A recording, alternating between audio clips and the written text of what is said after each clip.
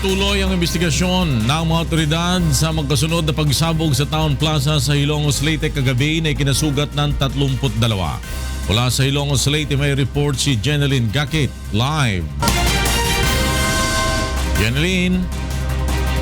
Yes, Flor, walang naitalang nasawi, subalit 32 ang sugatan sa nangyaring magkasunod na pagsabog sa Improvised Explosive Device o AED sa tapat ng Municipal Hall sa Ilongos Leyte kagabi. Ayon sa Philippine National Police, patuloy na nagpapagaling ang mga nasugatan sa Ilongos District Hospital at ang ilan naman ay sa syudad pa ng Tacloban.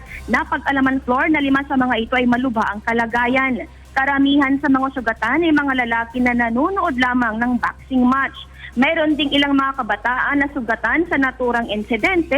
Ayon sa PNP, 2 magkasunod na pagsabog ang nangyari sa nasabing bayan, kung saan ginamit umano bilang pampasabog ang bala ng isang 81mm mortar. Ang unang pagsabog, Floor, ay mas malakas kumpara sa ikalawa na tinatawag ng mga otoridad na law order o halos kalahating pagsabog.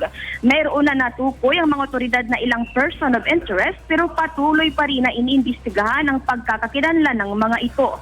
Nire-review na rin nila, Floor, ang CCTV footage para malaman ang kabuuang nangyari sa naturang insidente. Hindi pa rin ito masabi ang motibo ng mga suspect sa pambobomba. At yan mo ng ating update mula dito sa Ilongos Leyte. Balik sa iyo, Floor. Maraming salamat sa iyo, Jeneline Gakit, nagulat na live mula sa Ilongos Leyte.